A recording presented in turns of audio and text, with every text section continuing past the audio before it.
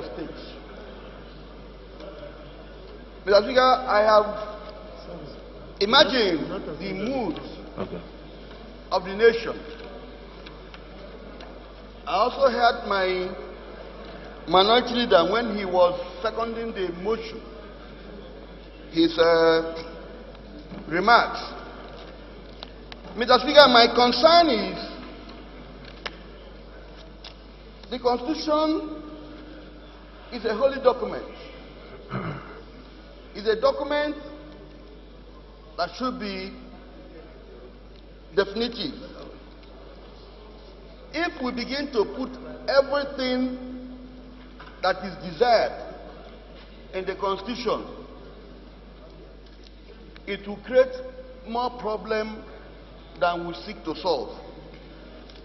There is nobody, there's no right-thinking body or person who will not want able, capable person with disability to be appointed. The way it's framed now, appointing disabled persons or people with disabilities in Constitution, will be tying the hands of the executives. What percentage will be given to these people living with disability in the appointment? Is it 1%? Is it 2%? I know they will say it's for committee to agree. Mr. Speaker, there are certain things that ought to be a policy thing, not a constitutional issue. Mr. Speaker, disability varies from ranges: blindness, unable to walk, unable to rise, unable to hear. What type of disability are we talking about?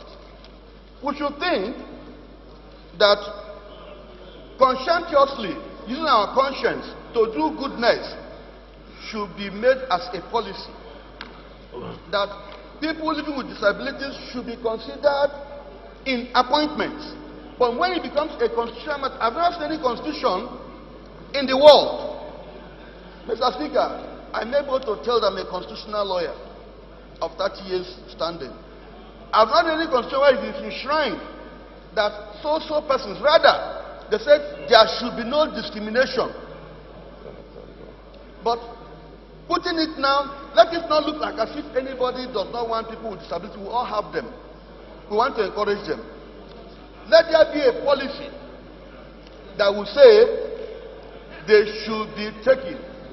Making it constitutional will be make overreach, overkilling.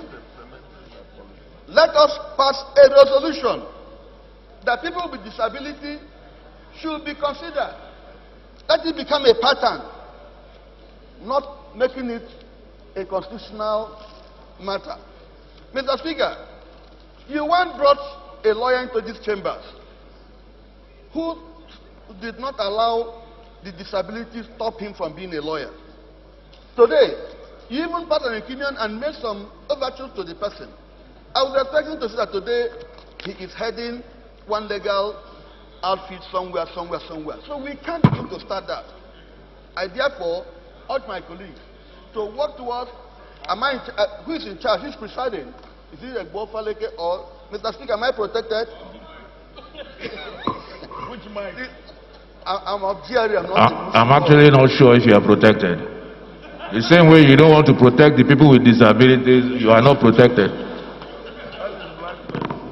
Mr. Speaker, I will call this one white male because I'm protecting disability. What I'm saying, let us rise up here today and resolve that people with disability who with competent capacities should be employed. I'm looking forward to that resolution, not here. Thank you, Mr. Speaker. Thanks. One or two things that you mentioned. I wasn't going to contribute to the debate. You are arguing about policy as against a mandatory provision of the law. Policies come and go depending on the government. What we seek to do here is to protect the welfare of every citizen of Nigeria, irrespective of who. You talked about the details of who is disabled, who is not, who is this, who is that. If you borrow from your constitution as you have it already, you have the federal character provision in the constitution.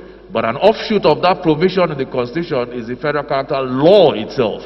So a law can be based on the amendment to the provision of the constitution, which takes care of your concern.